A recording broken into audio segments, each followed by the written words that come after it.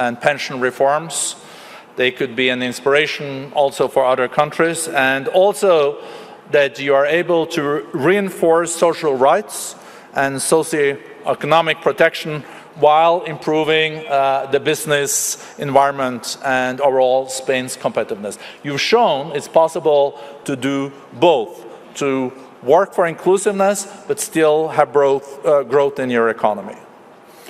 So Europe is a major focus at this annual meeting, and you're also been an advocate for Europe playing a stronger role in global affairs, and Spain has taken on an active role in the region under your leadership, and also in the new geopolitical context, and also related to Russia's totally unacceptable invasion of Ukraine, where you have been a leading voice. And, Mr. Prime Minister, you will also be hosting probably the most consequential NATO summit in decades in Madrid, at least in Spain, end of June. We are so much looking forward to hearing your speech and having a dialogue with you. So thank you and welcome back. Muchas gracias. The floor is yours, Mr. Prime Minister.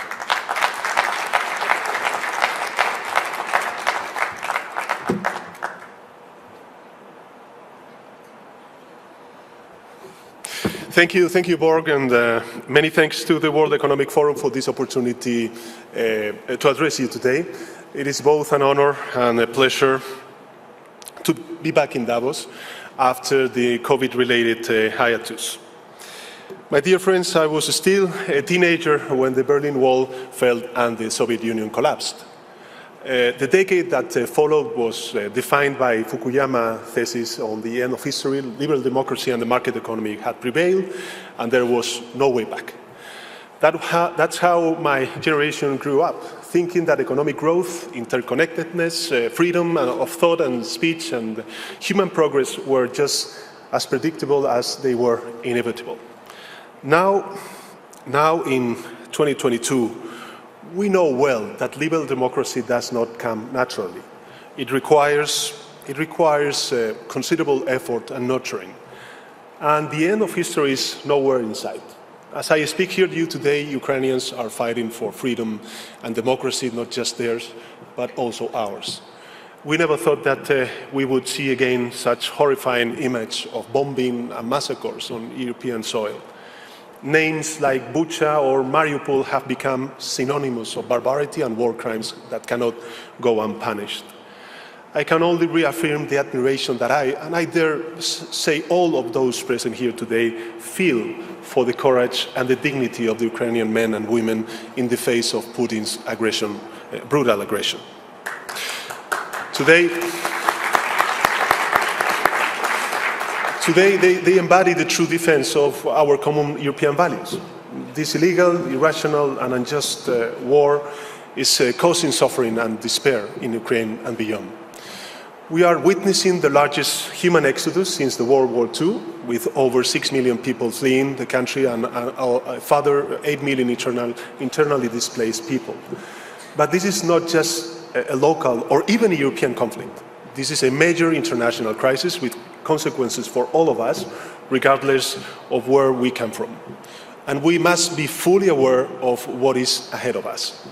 The Russian invasion of Ukraine has triggered an unprecedented global food crisis with dramatic consequences for the most vulnerable countries, individuals and families.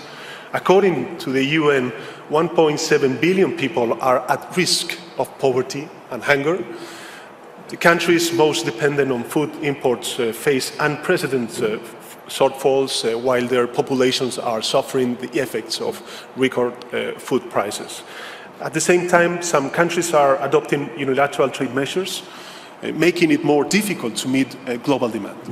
Food insecurity is a catalyst, we know all of us, for social instability and often armed conflicts. Therefore, it is, I would say, imperative that we make every effort to restore food production and the trade system and achieve food security for the most vulnerable. And Spain will do its part. I want to take, my dear friends, this opportunity to reaffirm my country's support for Ukraine and our resolve in helping ensure that Putin does not achieve his goals. Spain has, as you said before, again set an example of solidarity. Ukraine can rest assured that we will welcome Ukrainian refugees in our country, now totaling well over 100,000 for as long as needed. We will also continue to back, as we have done so far, the thoughtless sanctions against the Putin regime and providing humanitarian aid and assistance to Ukraine. Our support is firm and unwavering because we know what is at stake. The territorial integrity of a sovereign country that lives, dreams, and well-being of its citizens, and the cause of international law, of liberal democracy, and of course, of the European Union.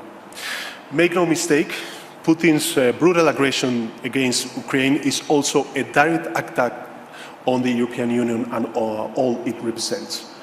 By responding with unity, as we did, and determination, the European Union is not only defending the basic principles of the international order, it is preserving the very values that underpin it since its foundation.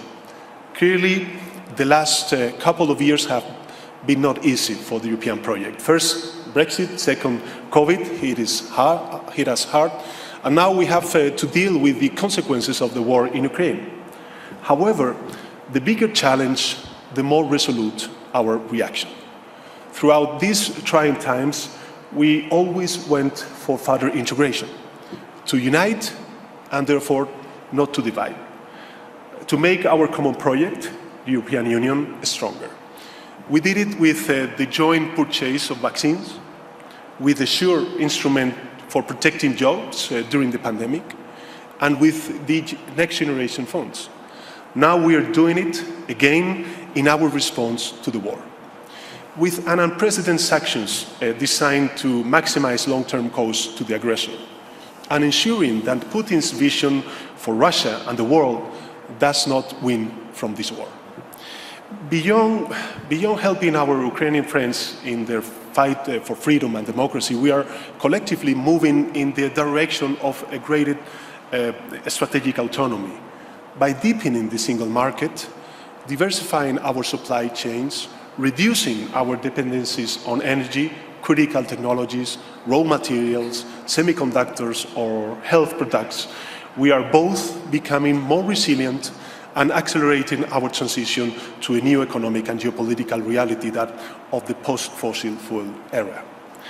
The same logic, my dear friends, guides the initiatives to strengthen European defense. We want to reduce our strategic dependencies and invest not just more, but better, in increasing our security and defense capabilities. And we certainly must show the highest degree of ambition in promoting a renewed social agenda for the European Union, because combating inequality and fostering social cohesion is the only way to achieve our goals of progress, prosperity, and welfare in the most efficient manner. In short, this is a road that we must travel together, and the war in Ukraine is yet another reminder that we should do it without delay. My dear friends, of course, Russia's aggression is altering the global economic outlook. We are coming out strong from the COVID crisis, but our economies have been severely impacted. From high energy prices fueling inflation to worsening consumer sentiment and supply chain bottlenecks. Spain is obviously not immune to this shock. After devoting nearly 80 billion euros of public resources in 2020 and 2021 to combat the impact of COVID-19 on our economy, we have recently approved a package of 16 billion euros to mitigate the effects of the Ukraine conflict on Spain's households, SMEs, and specific sectors. Since well before the start of the war, my government, the Spanish government, has been at the forefront of efforts to weather rising electricity prices across the European Union through temporary taxes cuts and subsidies. More recently, the European Council approved a 12-month price cap for the Iberian Peninsula on gas used to produce electricity, which will soon be implemented. This will allow us to bring down prices, shielding households and business from the extreme volatility and potential price spikes in energy markets. Once again, we have to fight against adversity, overcoming extreme external unpredictable factors that have a major impact on our lives. Yet, there are inherent strengths in the Spanish economy which give us reasons to be optimistic. The Spanish economy grew by 6.4% year on year in the first quarter of 2022, and we estimate the growth will reach 4.3% for the year, for 2022, one of the highest rates among advanced economies. Employment is up, the fiscal deficit is down, and two central sectors of our economy, the export sector and the tourism sector, are recovering the pre-COVID levels and are acting as the engines of this growth. In other words, we are containing the damage much better than other economies. Looking at the medium and to long-term outlook, we believe the fundamentals of the Spanish economy are even stronger. More importantly, the Spanish government has a clear roadmap for the modernization of the country.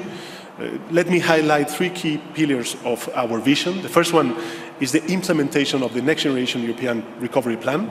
Last year, we launched an ambitious 6-year, €70 billion recovery, transformation and resilience plan that is already transforming our economy based on 4 fundamental drivers: the green transition, the digital transformation, social and territorial cohesion, and gender equality.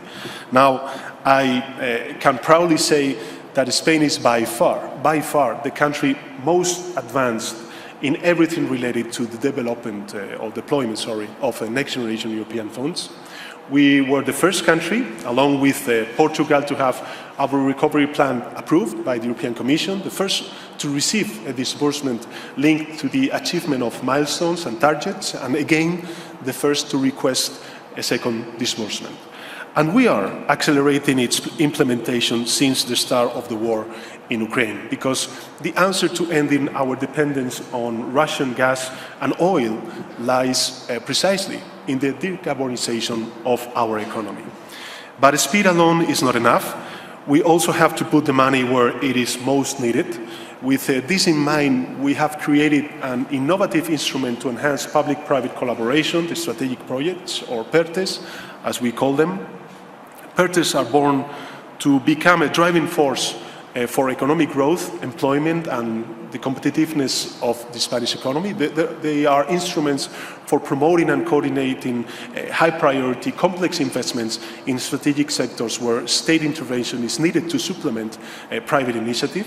They will channel more than 30 billion euros in public funds, 30 billion euros in public funds, and should mobilize around 4 times as much as private funding. We have already approved 10 strategic projects in areas such as electric and connected vehicles. The car industry is very important for the Spanish economy, renewable energy and green hydrogen, water management, circular economy, health, aerospace sectors, among others. And precisely today, my government is approving a new landmark strategic project on microelectronics and semiconductors. With over 12 billion euros of public investments, we want to become the best partner for the industry in its efforts to expand and diversify microchip production to address growing demand and supply chains disruption. Spain will not lose the race for the most advanced technologies. Our country wants to put at the forefront of industrial and technological projects and the strategic projects on semiconductors prove it. The second pillar is the ambitious reform agenda that my government has put in motion to address the structural problems of our economy. It consists of over 100 structural reforms based on the European Commission's specific recommendations for Spain and linked to our recovery plan. Let me highlight 3 areas where we are concentrating our efforts. First, green transition and the fight against climate change. We are channeling 30 billion euros, 40% of Spain's next generation funds for the decarbonization of our economy. These investments are coupled with ambitious reforms to fight against climate change and boost circular economy, self-consumption and sustainable mobility. by making the best possible use of our natural resources and investing heavily in the technologies of the future, from green hydrogen to energy storage and clean vehicles. I think Spain wants to position ourselves as a global sustainable leader or sustainability leader. Second, the digital transformation. Our digital agenda has an all-encompassing vision, from digital skills to cybersecurity, from the digitalization of SMEs to a sound cloud policy, from 5G connectivity to artificial intelligence. And third, education and talent attraction. Because we know the human capital is the engine that drives economic growth. We are reforming our education system from top to bottom, from boosting preschool education to a major expansion and modernization of our vocational training system, from university reform to a new science law that will provide adequate incentives and double the amount of funding to research, development, and innovation. And finally, as an overarching pillar of our reform agenda, we set our sights on the provision of quality, stable employment. Thanks to a labor market reform negotiated and agreed by employers and trade unions, Spain is well on track to correct the endemic defects of its labor market, which are precariousness and temporality. With the previous law, only 1 in 10 new contracts were permanent. Today, there is 1 new permanent contract for every new temporary contract. The job creation rate is at 5% year on year. Both youth and women's unemployment rates are decreasing at a steady pace. And for the first time in history, there are over 20 million employed people in Spain. More public investments, better education, more jobs and better jobs. In short, more opportunities for everyone to thrive. Because the best political or social policy is one that combines quality employment opportunities for society as a whole with a strong welfare state that protects those in need. And these are not just receipts for a country like Spain. We truly want to preserve a way of life that has been an aspiration for hundreds of millions of people. This means quality jobs for everyone. This means economic opportunity for everyone. But it also means fighting against tax avoidance and unfair tax practices, both at home and abroad. It means being brave enough to truly provide the opportunities that emerging economies desperately look for. We should not be afraid to truly invest in the human development of these communities, go beyond the financing of infrastructure projects, crucial as they are. Long-term engagement and inclusivity are the best possible medicine against authoritarianism and nativism, both at home, among our citizens, and elsewhere. My dear friends, what we are witnessing is not just a reminder that history did not end 3 decades ago. We are witnessing the end of the age of naivety. We are now seeing how our values, those our societies are built upon, need to be defended.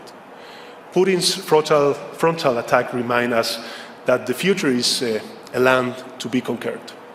There's nothing inevitable about the rise of extremism and tyranny. On the contrary, there is a clear chance for the values of democracy, freedom, and international law to continue to thrive. It is time to feel confident in ourselves. Let us not fear the forces that threaten to derail the future with the terror and hate. We have the most powerful weapons if we use them wisely. Because democracy, multilateralism may get messy, noisy, imperfect on occasion, but we know they are the only road to peace and freedom in the long term. George Orwell once famously wrote, and I quote, "Who controls the past controls the future, and who controls the present controls the past." My final message for you today is that we must be brave about the present, not to control the past, but to earn the future. The time for complacency is over. If we stay determined, reason, freedom, and democracy shall prevail. Thank you. Gracias.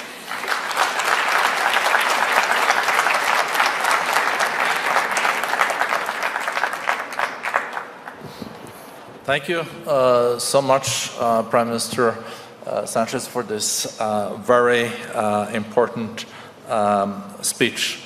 I really liked how much you also focused on values, saying that the values our societies are built on have to be defended, and make no mistake, you also said to Mr. Putin and Russia, what we're seeing unfolding now in Ukraine is a direct attack on the liberal democracies.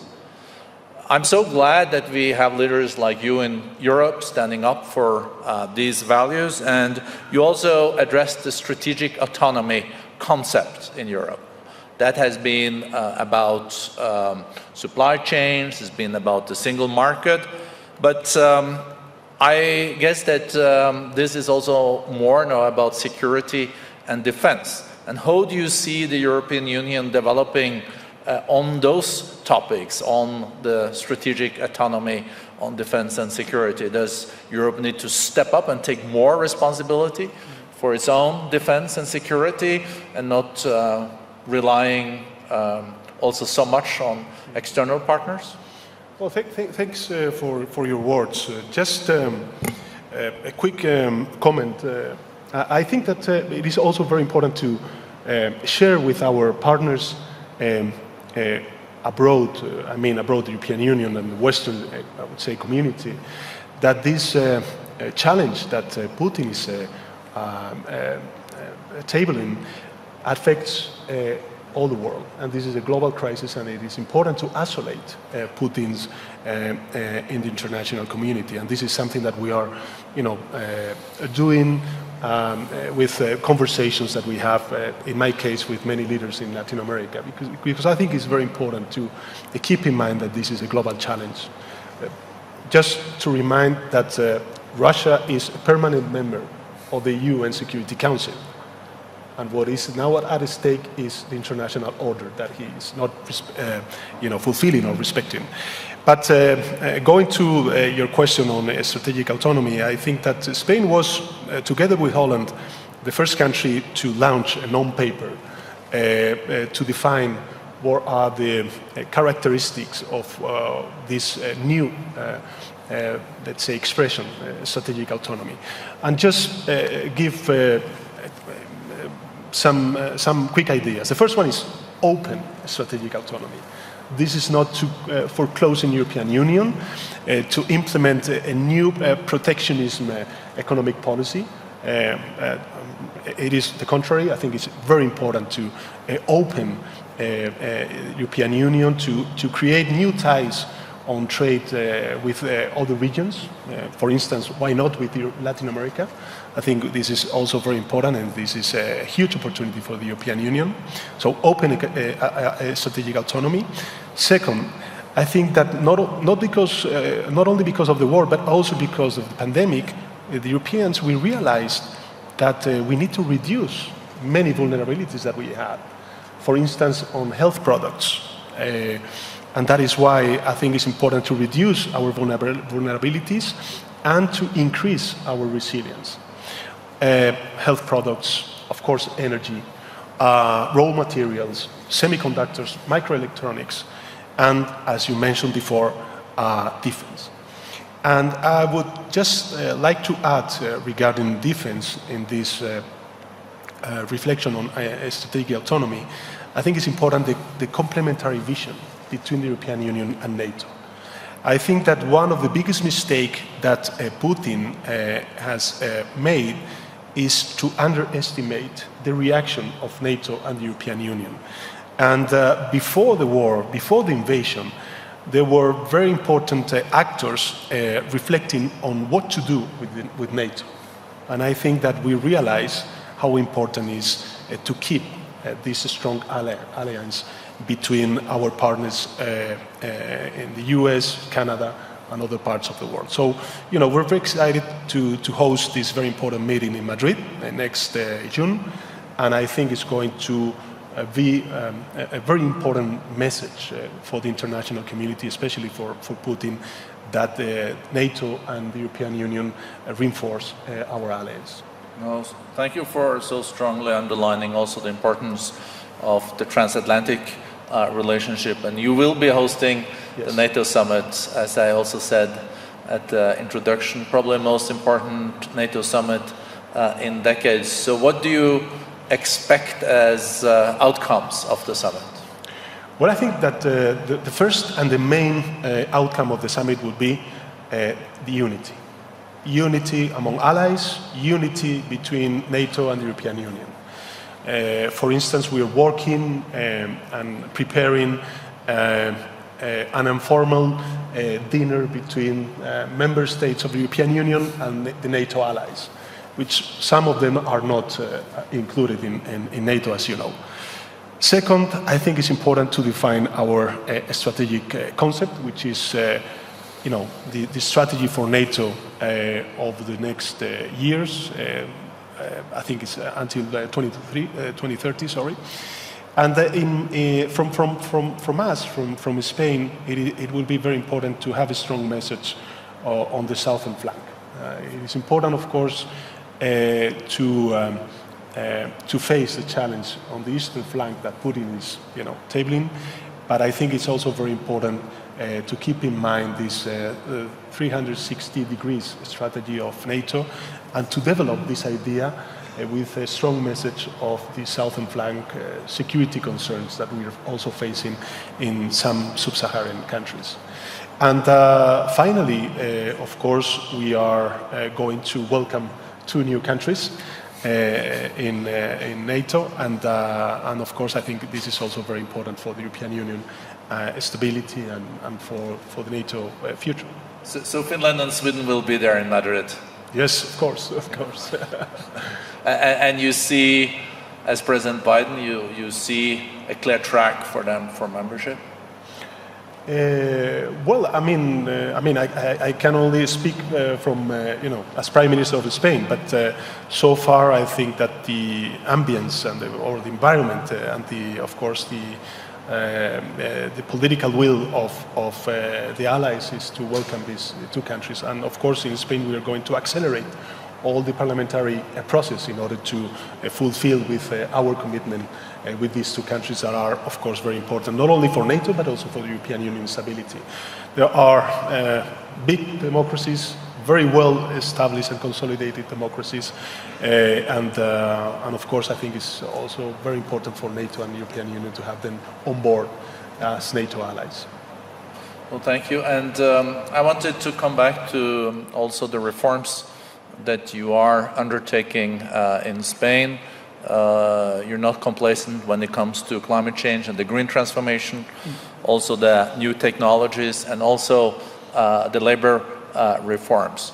So what is the success recipe behind the rebooting of the Spanish economy? Because unemployment is going down, you also see more investments, growth is back, and you have also been able to do this with launching new reforms. Many economists say it's not possible to start with those labor reforms and pension reforms and then create growth. First you have to do the growth, but you have combined this. Can other countries learn from your example?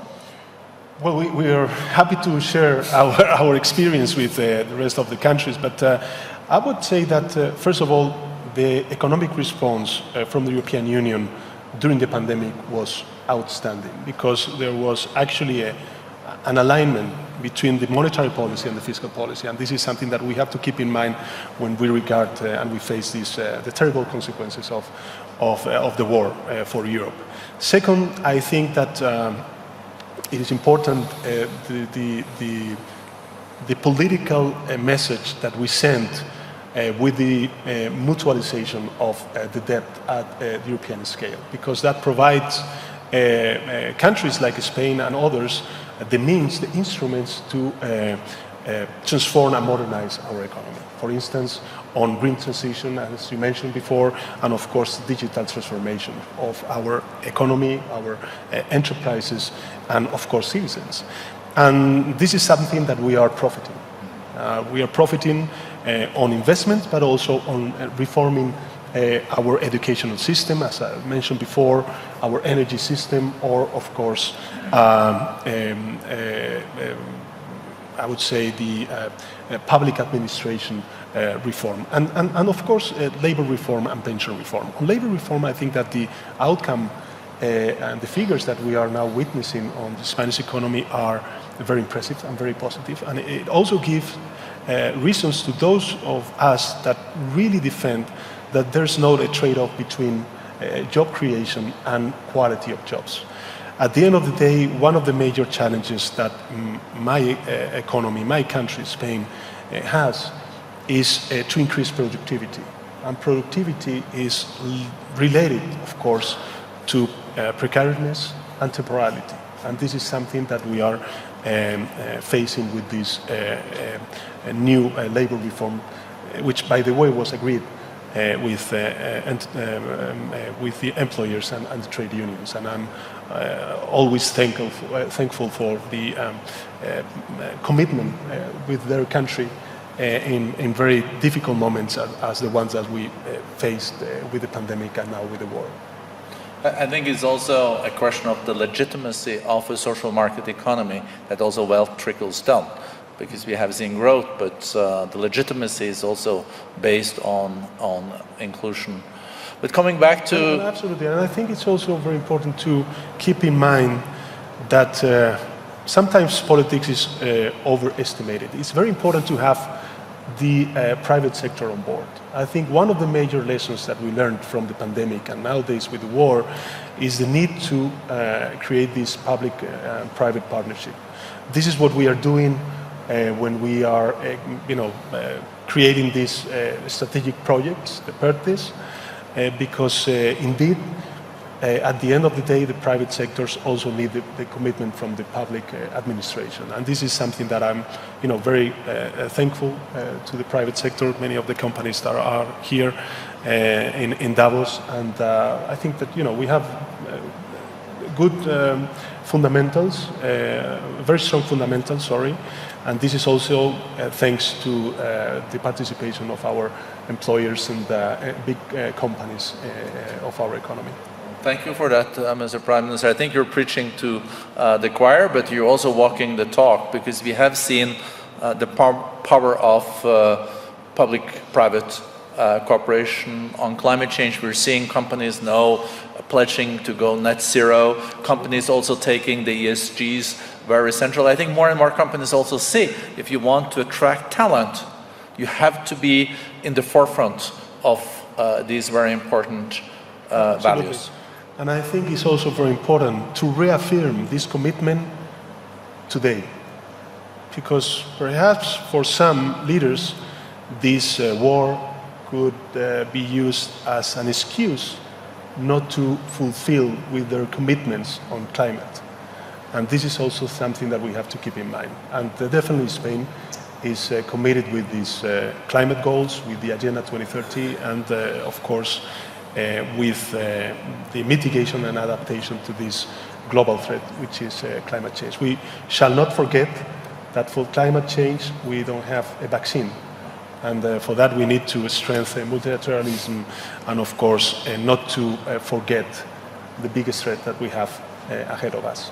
No, thank you so much for underlining that, no vaccine against climate change. That's going to be hard work, and decoupling, yes. And also introducing the freedom fuels. Absolutely. And I think you're doing well on the freedom fuels?